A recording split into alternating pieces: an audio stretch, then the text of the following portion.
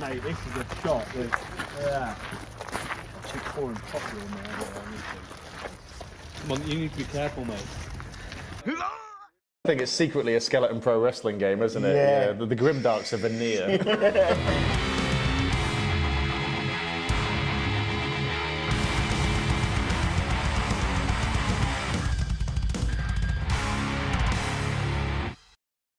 Not a great deal of preamble on this one. Went to an event, got up early, hence sitting on the sofa with the cat now, because he's in the house on his own all day. So it's a load of footage from the event after my chat with Pete, Owl Shield. Go to the link below to the Patreon, download it, play it for free. It's a giggle. Like, subscribe, fuck fascists. Oh, Jesus. Right, Pete. All right, mate. You must be double shagged, mate. It's been an absolute day, hasn't it? Yeah. It's been lovely though. It's been lovely. What a humbling experience. Everyone here, just doing this game. It's crazy. How many nerds out there? 50? 50, I think. And probably 25-ish left. I didn't count. There's more. 24. There's more people than I sold tickets for. 100%. It's fine. But it's been good. Good experience. Third one. Third one, yeah. Third one I've run. I think it's the 7th one in total, and there's been loads in France as well, and in Germany as well. Mon Dieu. So let's start at the beginning. Okay. Necropolis. I think you said to me once before, the board size, the 16 by 16, was so that you got so little time. You want to get straight into the game. You don't want to spend two turns getting into the fight. Yeah, exactly that. Yeah, well, I mean, it's traditionally in big skirmish games, you've got a 4x4, and you spend 1 to 3 turns walking into position, and that's an hour or more of your time, and And there's the board. It's a diorama. So it's started. You might jiggle a couple of things, and then you're there. Yeah. And then, were there any other kind of other than that initial scale, or was that first, or did that come later, or the? Oh man! In the broadest sense. In the broader sense, well, I wrote from the beginning. I wrote the game on a walk. I was just out. I was making a choose your own adventure skeleton card game. Right. Just for my own. It's nothing like that. It's nothing like that. For my own happiness, I was just making a game for myself, doing the art about depressed skeletons in a swamp. And then I went for a walk, and I know. And then I started thinking through skirmish games because I love them, and it came to me almost fully formed. I came home, wrote it down on 2 sides of A4, and it's barely changed. Really? And I've got to ask, because it's the central thing that everybody goes, I love that bit. That something always happens. Yeah. The damage is always 1/3, 1/4, or no dice roll 7. fails. Yeah, nothing fails. So was that a deliberate choice, or something you saw somewhere else, or No, it's all a deliberate. I'm terrible at reading other people's rules, if I'm honest. I played Night Goblins my entire life in proper Warhammer fantasy, right? And I just get sick of missing. And you play Mordheim, and I adore Mordheim, but If a regular human being in Mordheim attacks for 4 turns, they'll do 1 wound statistically, and it's got a 1 in 3 chance of doing something. And then they'll save it, and nothing has happened. And nothing's happened, right? Dice. Exactly. Dice, nothing. And I love that game, but I'm in my 40s when I barely get to game. I want to sit down with my friends and have something instantly start happening. Yeah. And I didn't want. You spend 2 hours setting up a play. And then you roll the dice, miss, great. Yeah. Done. There are situations where something doesn't quite happen, or you don't quite do enough damage. Yeah. But it feels like a ramping up of tension rather than a disappointment. Any plan you have happens. It's just in a degree. Yeah. It's a successful, but it's either mildly successful or largely successful. And that just came from the ether, or from somewhere. I don't know really. I don't know. Who did you steal it from? I didn't steal it from. Everybody steals everything. Of course you do. Yeah. Accumulation of influences on you, but consciously, I don't know. Honestly, I just got bored of.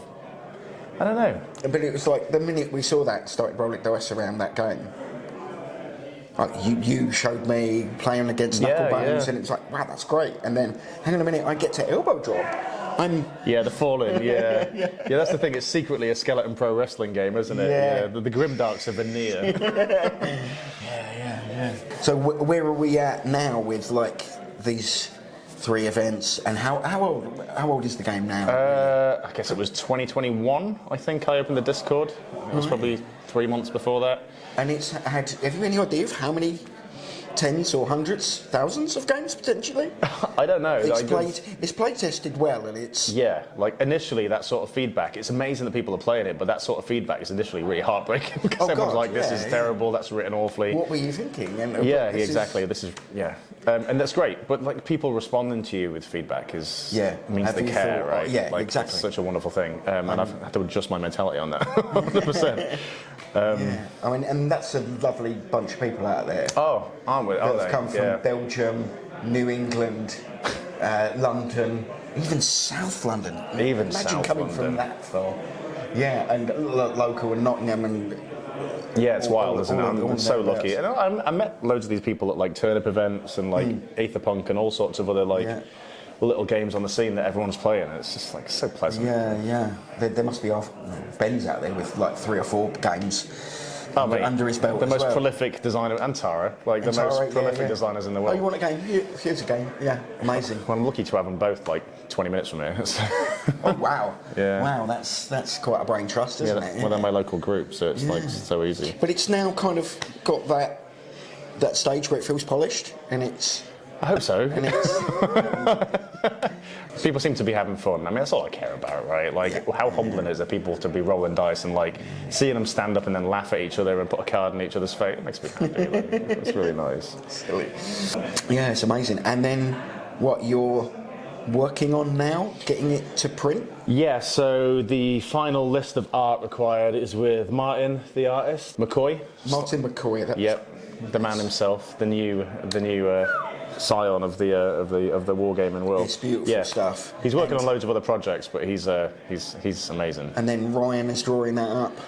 Ryan is Mr. Blightbones, who's far too talented to be all of 7 years old.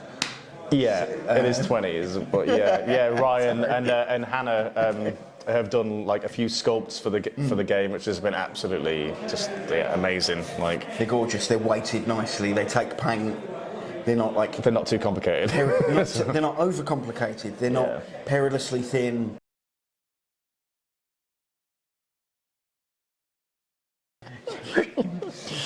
I'll show you. You know what else we don't like?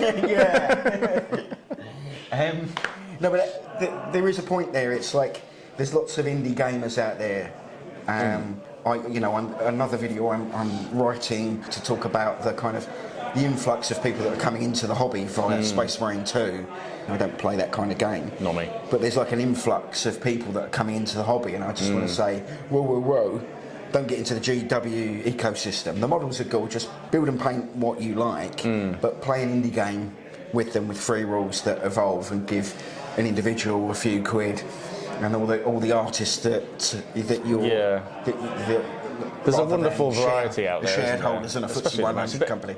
It's a bit of a golden age for kind of like indie projects, isn't it? Almost. I mean, I've heard people say too many, but I don't think you can have too many. Personally, there's not enough time for them all. True. But I'm at a point in my life now where I'm lucky enough I can just play games made by the people that I love, which is wonderful. All in that bloody room as well. They're all in that room as well. Yeah. But then you're actually trying to get it into print form? Yeah. Because it's free. It's free on the Patreon. It's free. It's always going to be free. You'll always be able to get the rules for free, no matter what. That's important to me because I feel like the hobby is expensive enough as it is. Yeah. And I've got a job. Like it's not my business. This is not how I make my money. And I'd rather have people play it than not. And that's a choice, right?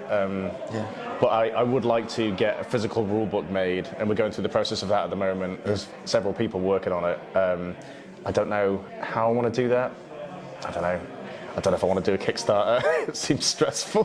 Kickstarter's a pre-order. It's does it have to be that? Kickstarter's good because they. I don't know. I've got no experience in it, so part of me is just like a simple guy who thinks maybe I could just get 200 bucks and have them in my loft. This simple guy did a Kickstarter. It's not that hard. I had some advice from friends that had done Kickstarters.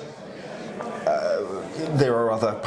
Patreon has probably got ways of doing it. It's a pre-order, really, isn't it? It's like, I definitely got this many sales. I don't know. that's another conversation. But a physical book, what's the kind Absolutely. of... What would it look like? It's, you know, bound in human flesh. Oh man, yeah, It blinks 100%. occasionally. It's got like dangerously sharp corners and loads of ribbons to put across your mark pages and... Yeah, I mean, honestly, I'd love like hardback, like triple ribbon, kind of embossed cover that looks like just an old hardback. Yeah. Like there's a publisher called Blackletter Press which does these hardback reprints of like grimoires from back in the day, and I love that sort of look, and I think something like that would be really nice. Like not too cheesy, just a nice simple like hardback cover that's really nice. Like there's a game called Kernathalis, which is like a solo RPG that I really enjoy. Because you don't have to rely on anyone else to play it. Which has got like a black hardcover book, and I really love that sort of vibe, you know. Nice. And if I'm gonna do free, It's nice on a grown-up shelf. exactly next to- right. Like, and if I'm gonna have a free PDF of rules, which I'm absolutely all about, the physical copy can be a bit more, you know. Yeah. You light your pipe and you sit in Tarty. your large wingback Chesterfield and you... I genuinely have read a Chesterfield in my front room. with your hound sitting... I got a cat. A cat and a 3-year-old child with a tiara. Yeah, exactly. running around. The princess. She loves it, man.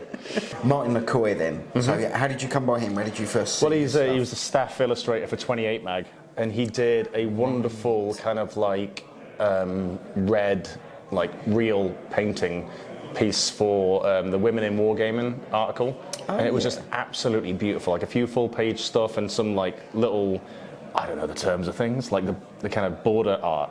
Right. I was like, oh man, you know, and I had a few bob in my pocket as I was making Necropolis, and I was just like, you know what, maybe I can.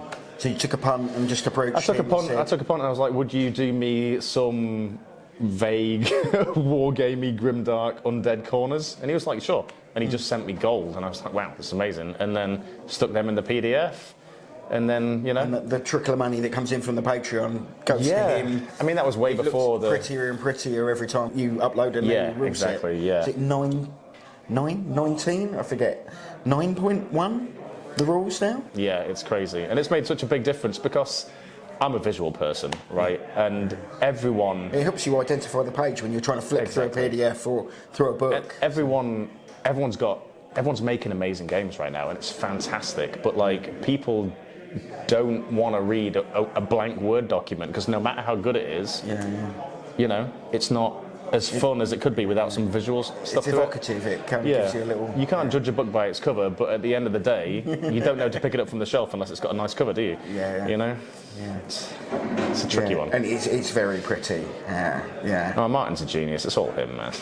Well, there's a good game. There's a good game underneath it. Otherwise, you wouldn't have 50 people in this crazy little church. Yeah. That We're lucky to have was this sitting place. in the cleaning cupboard.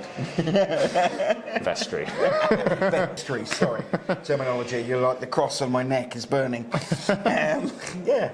Well, cheers, Pete, for a great game for today. Absolutely, mate. And for a nice chat. Cheers, buddy. Thank you. Thank you very much. Smashing. Oh, you went clunk.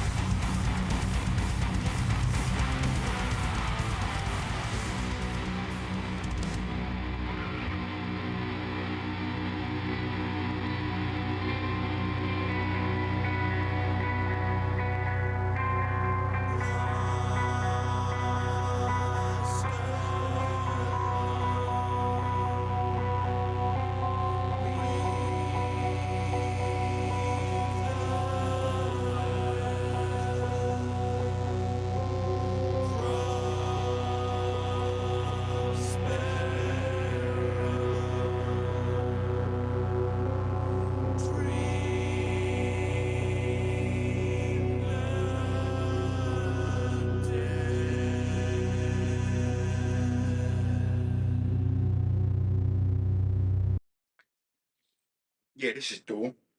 Death of Rats. Everybody in the house was reading Terry Pratchett books and more. He's a ginger prick in the trailer. Traitor. Less said about him than about. He's been meowing at me because I was away on Saturday. Sorry. Twitchy face. Twitchy face. Yeah, so it was an early start. Jumping in the motor. Thanks, Dave, for driving us. Pablo, thanks for not snoring too loud on the way there, and or on the way back. But yeah, a quick 2-hour bomb down the motorway to get to the Argent. Argent. I've never said that out loud. What was the name of the event? Good. It was called Good. It was very good. It was fun with loads of the cool guys from across the Indy gaming UK palaver, and even a Belgian and Gage had come over from his hive of scum. Yeah, took some photos. 4 games, 5 games throughout the day, and then because we had the venue till about 8:30, when the event finished at about 5, people carried on, rolled dice, screamed, played silly bollocks. Yeah, a lot of silly bollocks. Playing another one of Ben's games, Panopticon. Really like that. Want to play more. He's quite good at that. Good. It was very good. It was silly bollocks. Good. Very good. Silly bollocks. Good. Very good. Silly bollocks.